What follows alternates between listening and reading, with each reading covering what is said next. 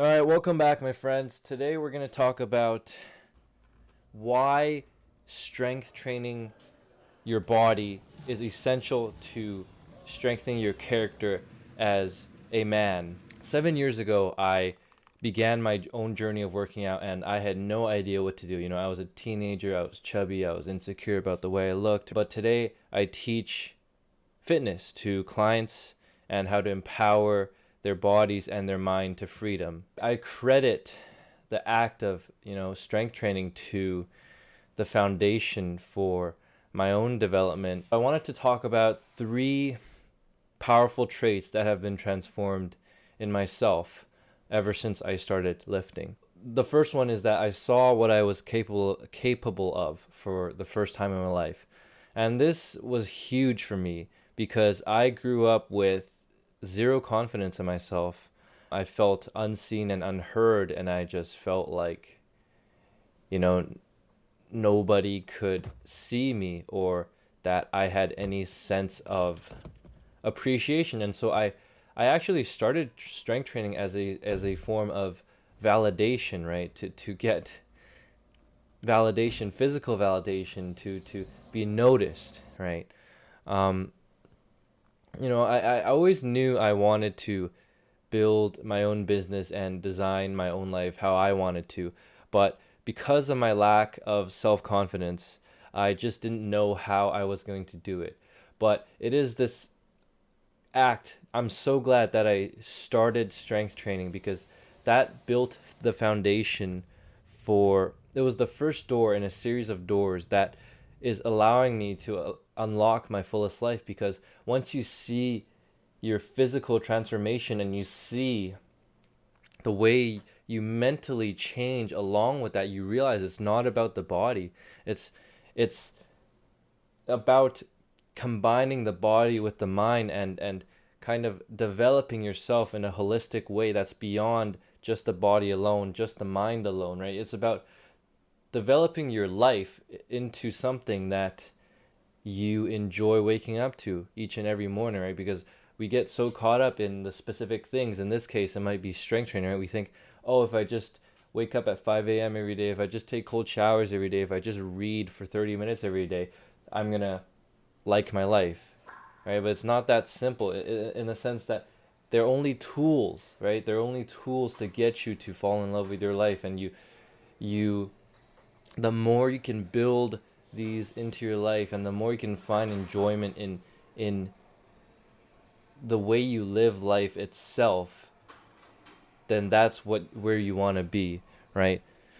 And so I would say strength training really is the tip of the iceberg, um, to unlocking your true psychological capacity, and you do it through your physical body, right? So it's a tangible way to see the progress that you're making. um, I would even call it, like, if we were to title it as a comprehensive master class or a book or a graduate level course, right? It's something like a physical introduction to self-sufficiency and mental freedom, because that's really what it is. You're learning to build discipline. You're learning to go through struggle. You're learning to go through uncertainty. You're learning to problem solve, because when you're not seeing the results, you're constantly forced to adapt. It's like, what am I doing wrong? Like, what can I change about my program? What can I change about my diet? What can I change about my lifestyle?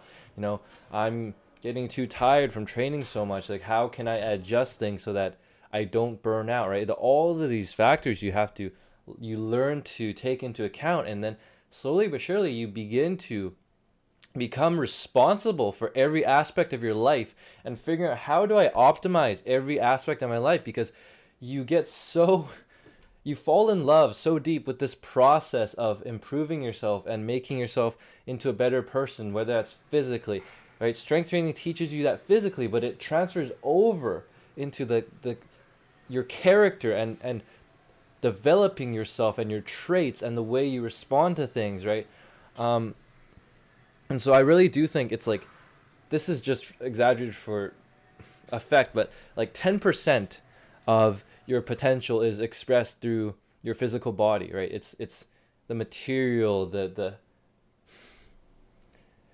but you know how they say that material only contains a small amount of energy, and it's in the potentiality, it's in the things that aren't material that contain most of the energy, right? So along that line, I want to say like 10% of your potential is expressed through your physical body, and 90% of your capacity is expressed spiritually, through your mind, your character, the way you respond to situations, the way you can adapt, the way you can build something from the ground up, the way you can respond to uncertainty, right? And the connection that you have to your heart, right?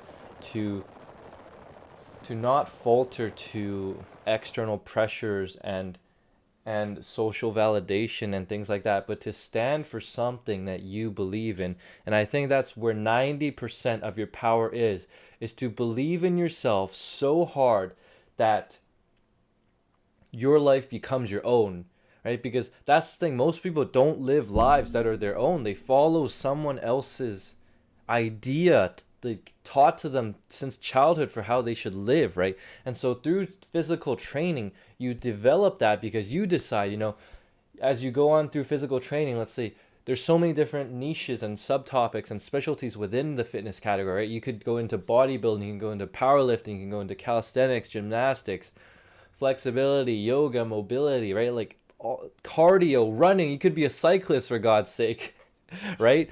But it allows you to figure out the kind of, it's total freedom.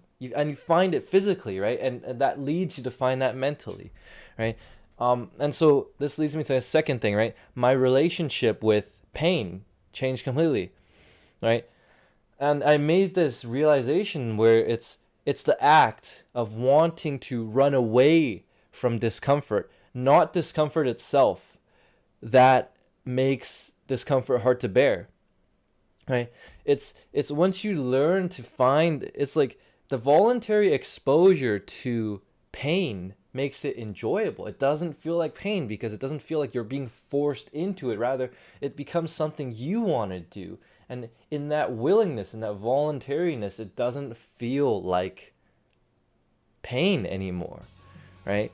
And so, like, once I understood that running away from my pain was the source of all the pain in my life, it was the act of running away from it, right? I instantly realized how many other areas of my life that could be made better by the mere act of choosing not to run away and choosing to confront it and to face it and to think, how can I improve this? How can I optimize this, right?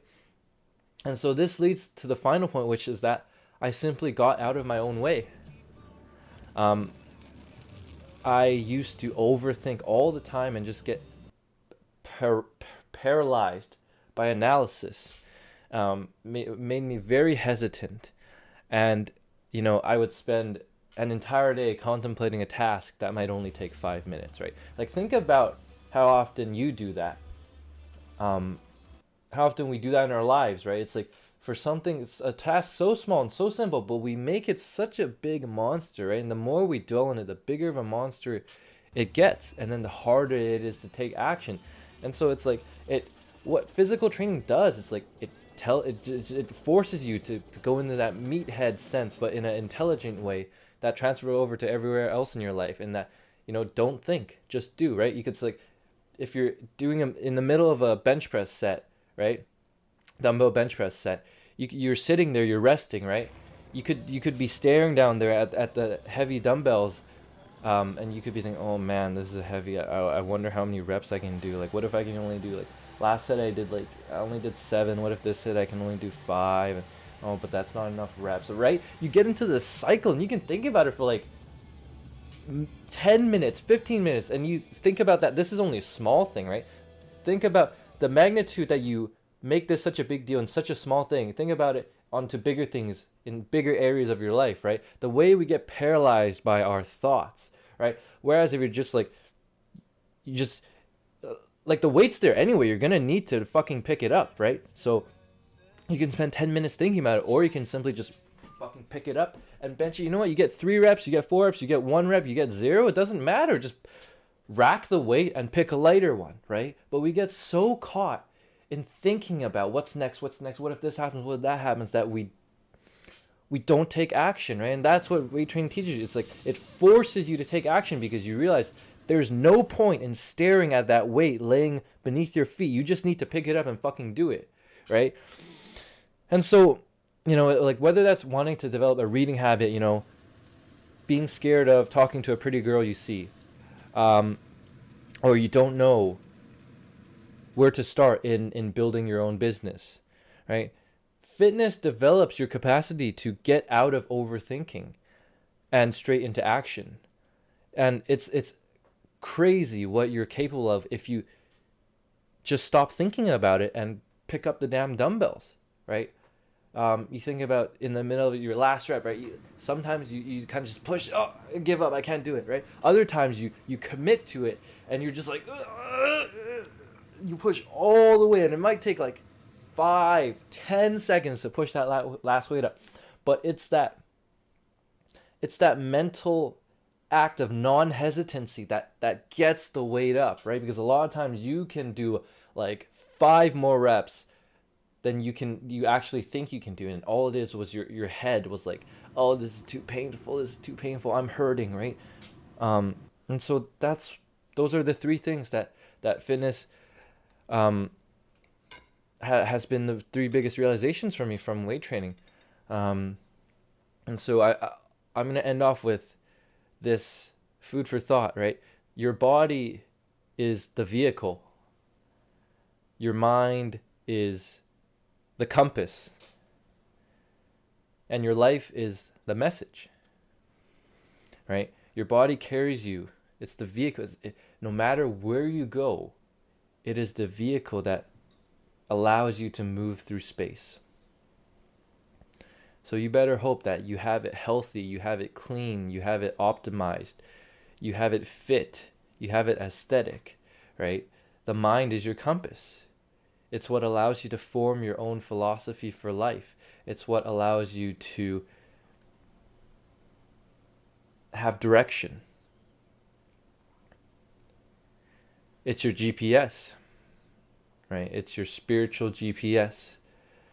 And your life is your message, right? What kind of a message do you want your life to bring, to convey, right? You could live a meager life, and that'll be the message of it. Or you can craft your message, right? You can write your message. You can turn it into a poem. You can turn it into a painting, an art form, right? The thing is that your life is, you can choose how you want to live it. And I think way too often we offload that it's not even a responsibility, it's a passion, right? Because we're so unpassionate about our lives. You just go to work 9 to 5 times a week, that it's like life just becomes about what happens after work, right? But it's like, why would you spend 40% of your life doing what you don't like? Once you realize you have that capacity to craft your message and to live your life in alignment with that message, then that is your greatest power. Like, what more do you need? So I'll end there. If you made it this far, you're a legend. If you enjoy these kind of videos, give the video a thumbs up, hit the subscribe. I would love to see you in the next one. And until next time, have a great day, my friend. Peace out.